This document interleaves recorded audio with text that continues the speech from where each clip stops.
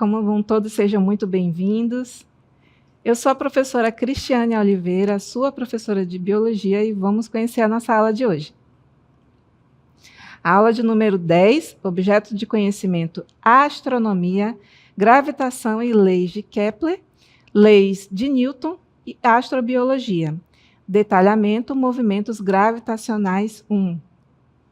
Então, vamos começar?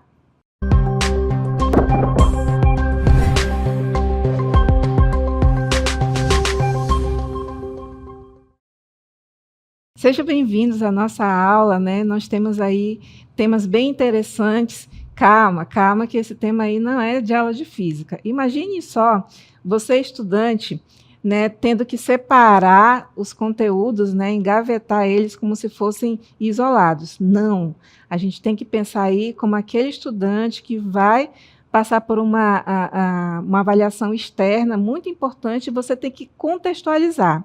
Então, trago aqui um momento da biologia que ela faz um laço, né, ela faz um link com outra ciência bem interessante, que é a física.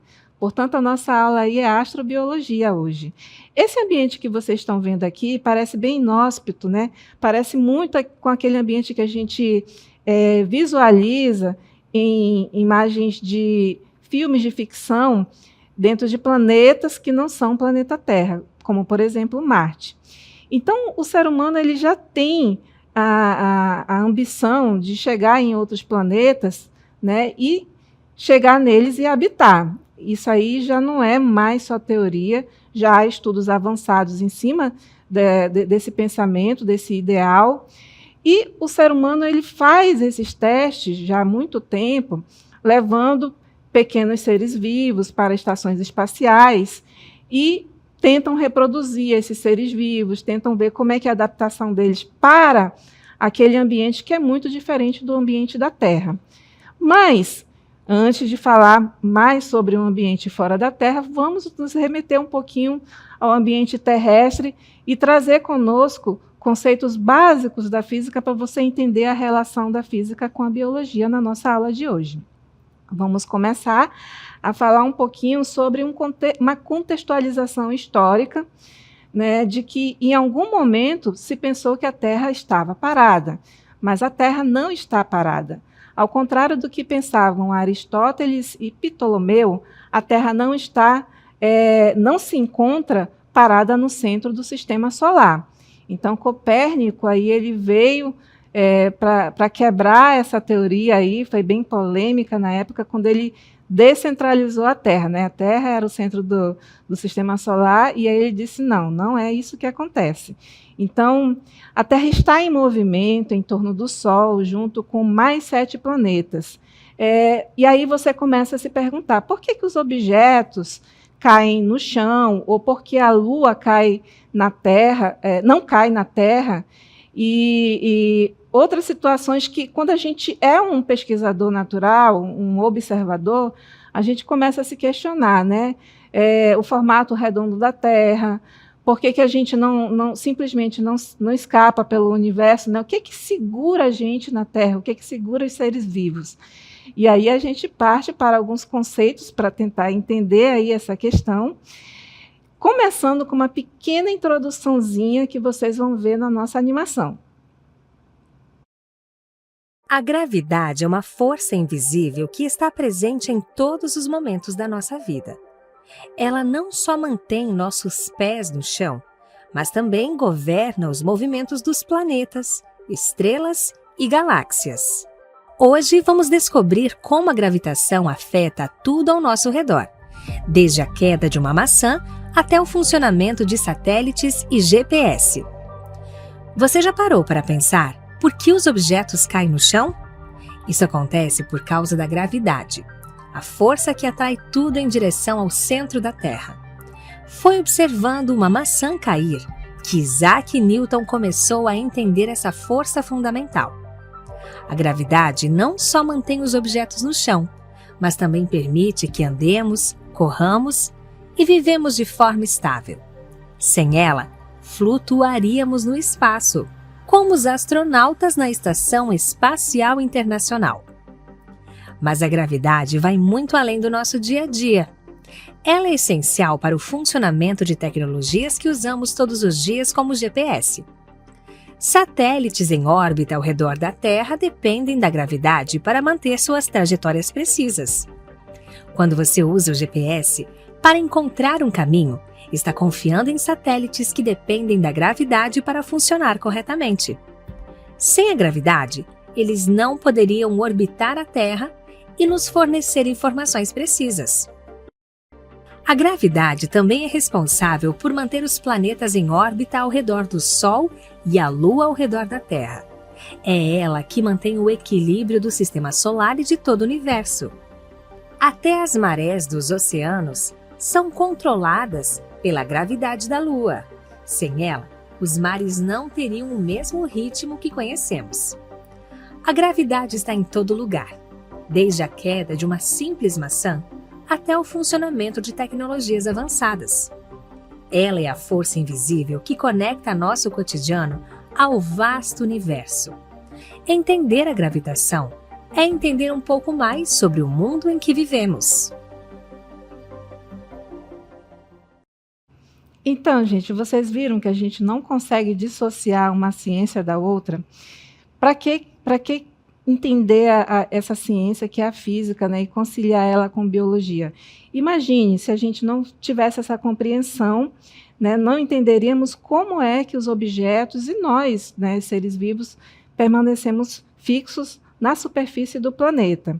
Então, começando aí por essa teoria que a gente já introduziu aí no vídeo, que foi através de Newton, que ele começou a pensar, né, a queda da maçã, por exemplo, foi daí que partiu a ideia de por que a maçã está caindo, né, por que ela está indo em direção do céu até o chão.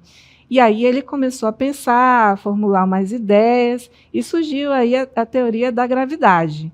Vamos tentar entender um pouquinho sobre isso. O que é a gravidade, né? Ela é a força que atrai os objetos, todos os objetos com massa, em direção ao centro da Terra.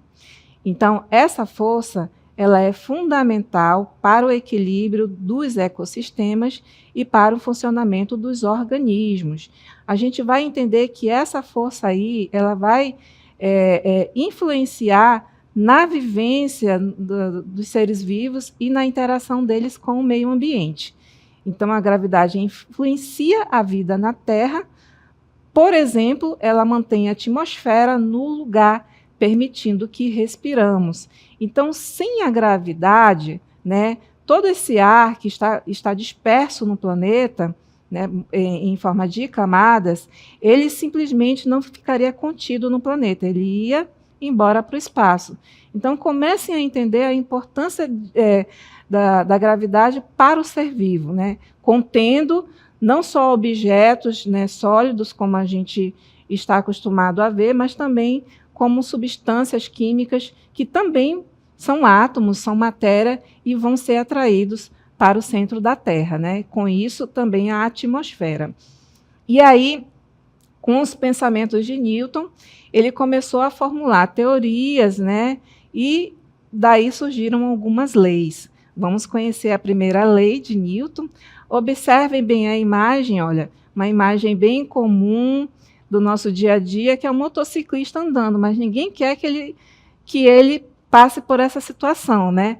Mas observem bem, ele está a uma certa velocidade, quando de repente ele se depara com um obstáculo e o corpo dele simplesmente é lançado.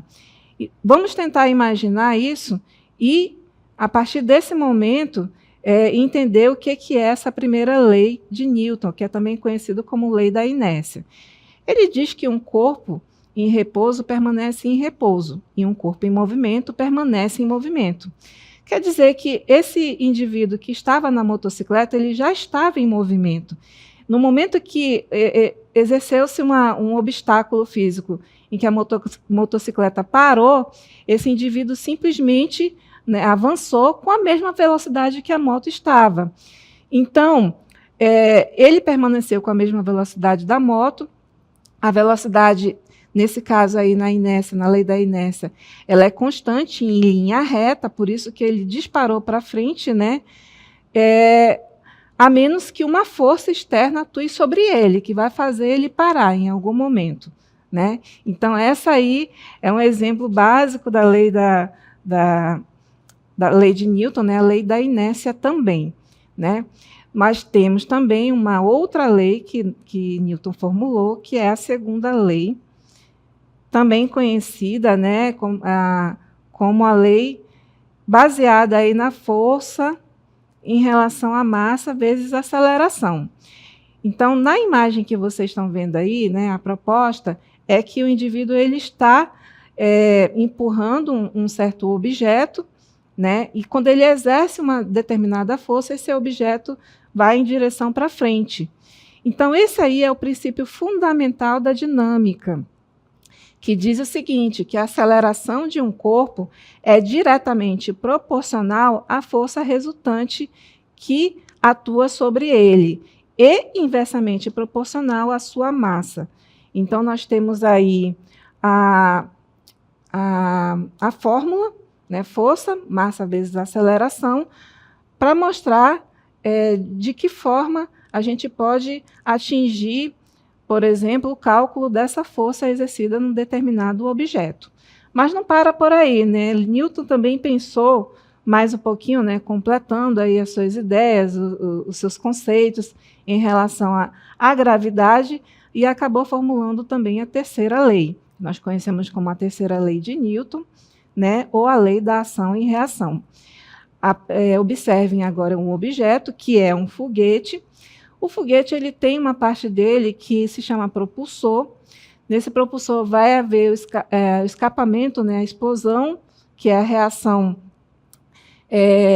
química de duas substâncias, e nessa reação química vai impulsionar o foguete para cima. Então, nós temos a reação exercendo uma certa força desse combustível, impulsionando o foguete para cima.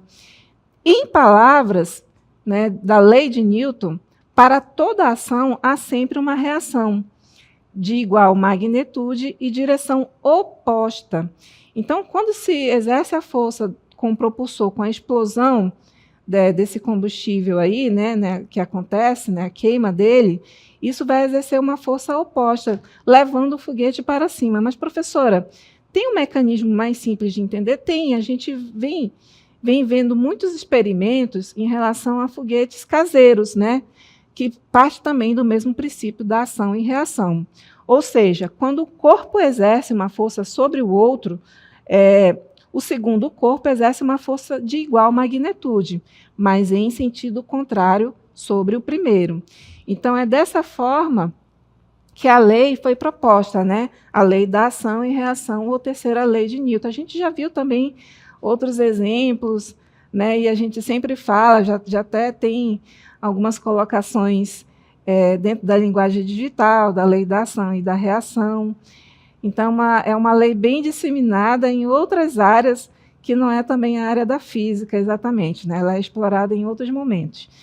Mas, voltando aqui para a nossa astrobiologia, eu queria que vocês vissem aqui um quadro comparativo de gravidade, isso mesmo, porque cada corpo, né, eu estou falando assim no âmbito bem astronômico, né, planetas, por exemplo, vai ter a sua própria gravidade, né, e essa gravidade ela já tem uma estimativa para alguns corpos. Vamos lá para uma tabela para vocês verem essa comparação.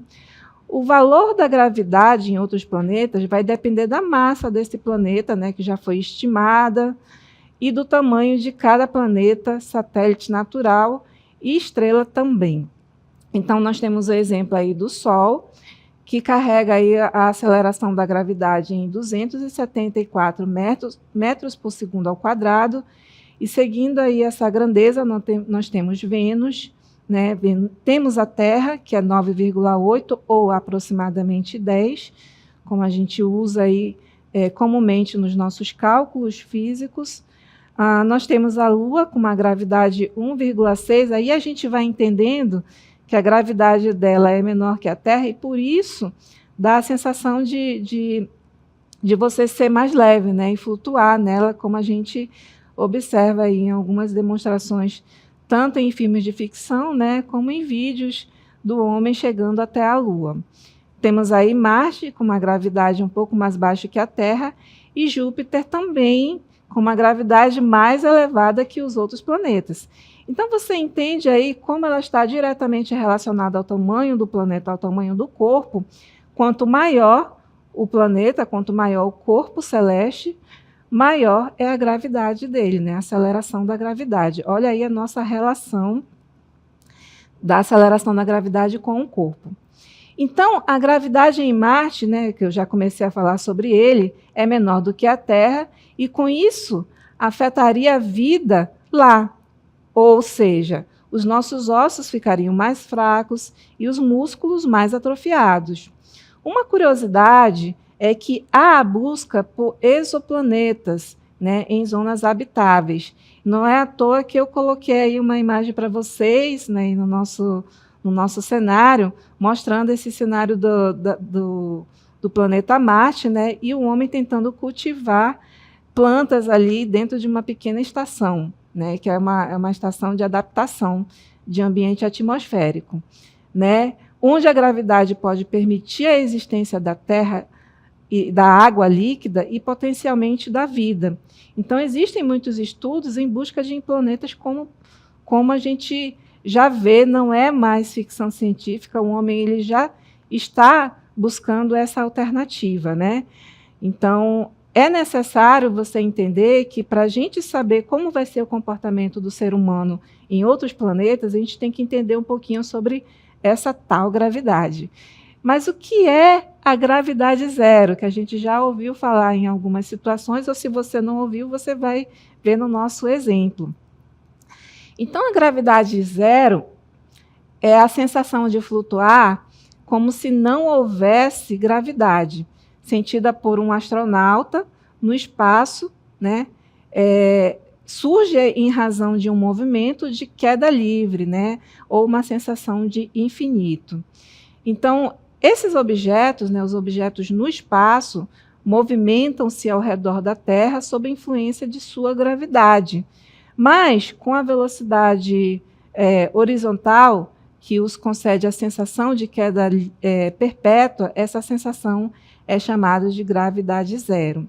É o que acontece, por exemplo, quando a gente observa aí algumas imagens, alguns vídeos de astronautas dentro de estações espaciais, né, onde eles estão numa gravidade zero. A NASA também, ela usa alguns simuladores de gravidade zero para treinar esses profissionais aí que vão para o espaço. Então, nós temos os astronautas de ciências variadas, inclusive astrobiólogos, né, que fazem a tentativa, por exemplo, né, dentro dos seus experimentos, de fazer cultivo de plantas ou de levar outros indivíduos, outros seres vivos, para entender um pouquinho como é a ação da gravidade nesses indivíduos. Né? Uma curiosidade sobre a gravidade zero é que efeitos no corpo humano, em microgravidade, os fluidos do corpo se redistribuem, causando inchaço no rosto e pernas mais finas, por exemplo. Além disso, os músculos e ossos podem enfraquecer devido à falta de esforço contra a gravidade. É o que acontece, por exemplo, né, quando o astronauta fica muito tempo na estação espacial, né, e ele volta, não sei se vocês já perceberam, ele volta assim um pouquinho debilitado, porque ele estava num ambiente com uma gravidade diferente do planeta Terra. Então, nós seres vivos, estamos adaptados para essa gravidade, cuja aceleração é aproximadamente 9,8, né? metros por segundo ao quadrado. Só que quando você vai para um ambiente de gravidade zero, o seu corpo vai sofrer uma certa mudança, né? E aí, se você não faz o esforço, porque aqui você está fazendo o esforço de se levantar, né? Se levantar de uma cadeira, se levantar da cama, você sente o peso do seu corpo por conta dessa ação da gravidade. Lá, nessa sensação de ficar flutuando, lá no céu, lá no espaço, né, você não faz esforço nenhum. Então, a tendência, né, é o osso e os músculos reagirem a esse impacto, né, de pouco esforço, né, atrofiar, ficar mais fracos.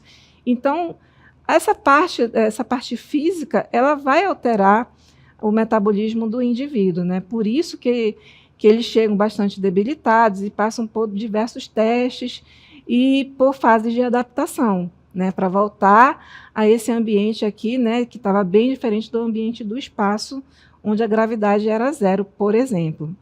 Mas Newton não pensou sozinho sobre essa questão da gravidade.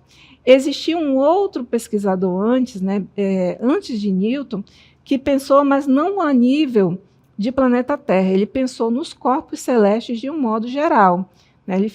Ele tentou entender esse processo do movimento dos planetas e por que um gira ao redor de um outro corpo, depois que Copérnico formulou lá a tese dele de que a Terra girava ao redor do Sol. Então, vamos entender um pouquinho sobre esse pesquisador, esse cientista chamado de Kepler. Então, Kepler é conhecido pelas suas leis, né, por formular as leis de Kepler. Ele foi um alemão que viveu entre 1571 a 1630 e ele postulou 3 leis que descrevem os movimentos nos planetas no sistema solar. Então, sabe-se agora que essas leis são válidas para qualquer sistema planetário também. Olha só que interessante, né? Kepler, ele começou a pensar e formular essas leis, aí veio Newton, né, e percebeu que as leis dele conseguiam explicar a lei de Kepler e né, não vivendo ao mesmo tempo que o outro, conseguiu complementar a sua teoria. Olha só que interessante.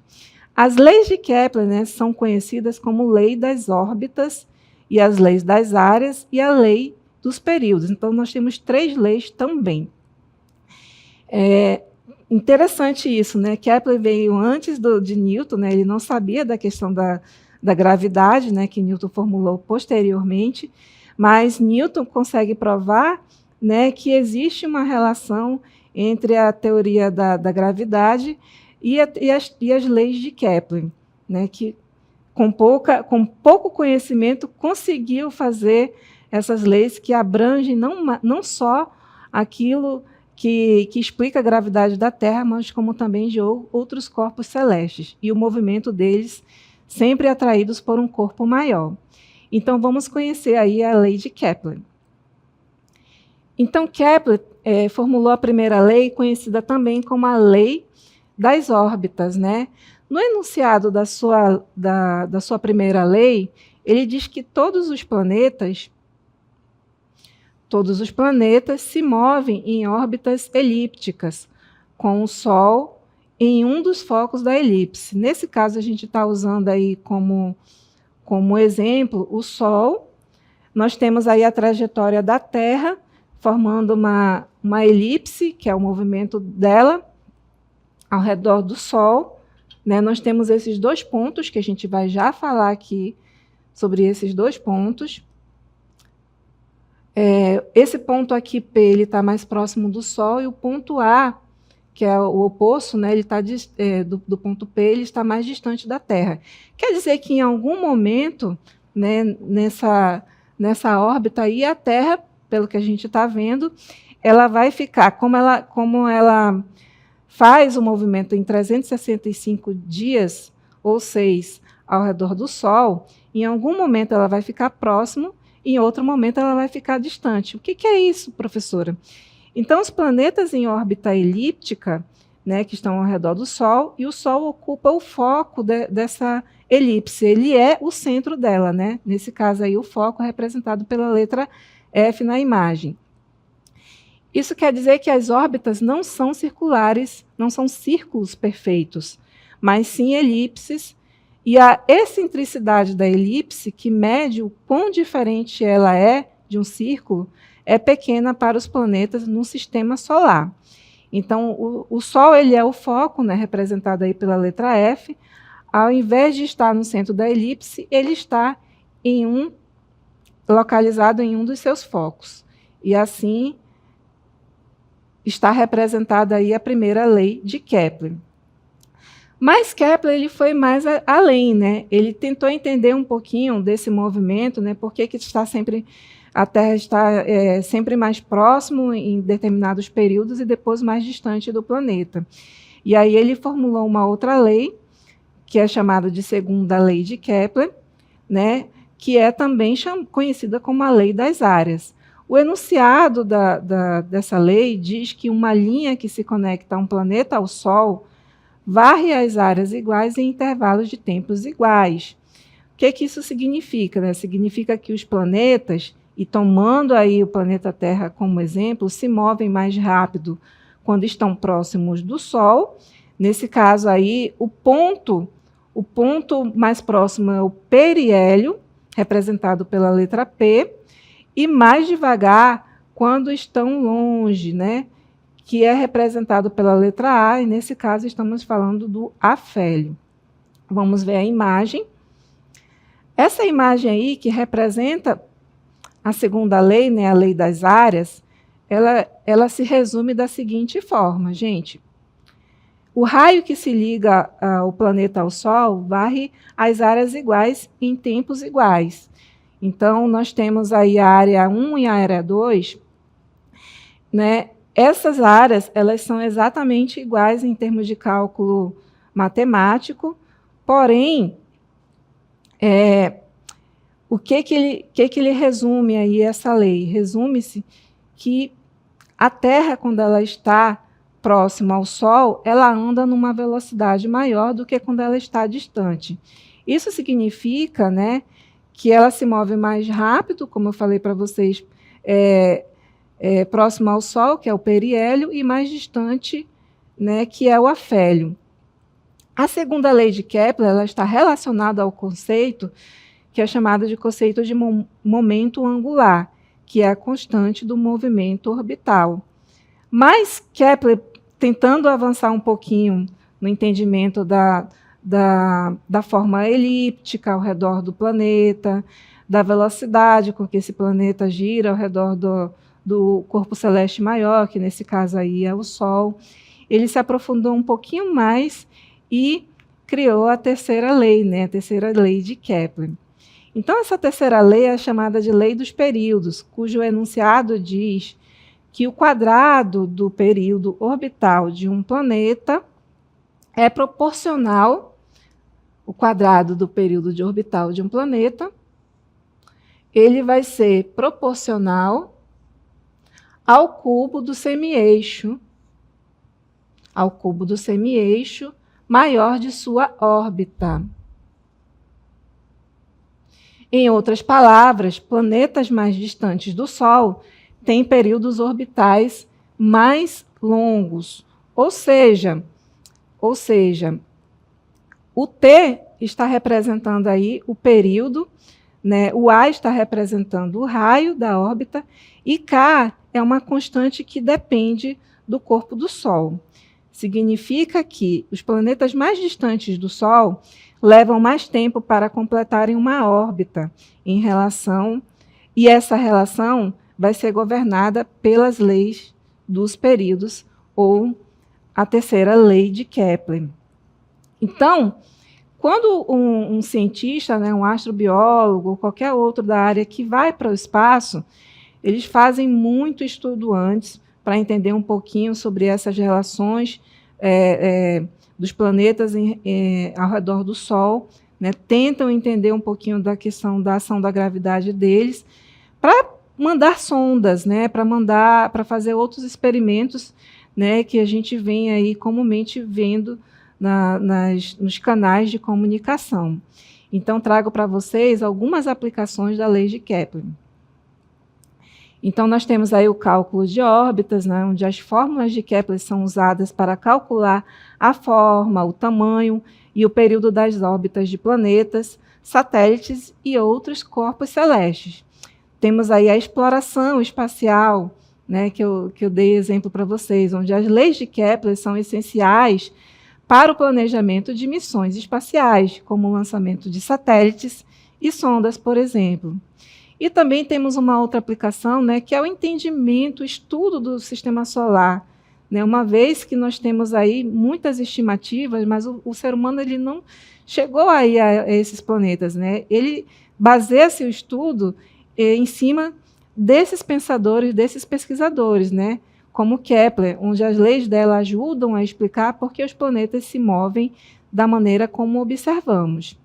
E para finalizar, mais uma vez, aí nós temos a nossa imagem mostrando a forma elíptica do movimento da Terra ao redor do Sol, né? E para a gente fixar bem aí, enquanto a gente visualiza essa imagem, vamos ficar com o seguinte pensamento, que as leis de Kepler não apenas descrevem os movimentos do planeta, mas também fornecem as ferramentas matemáticas necessárias para prever e entender o comportamento de corpos celestes. Então, essas fórmulas que a gente viu hoje, elas são a base da astronomia e da exploração espacial moderna. E assim a gente termina aí a nossa aula de astrobiologia, né? Eu espero que vocês tenham gostado, tenham entendido aí, e até a próxima.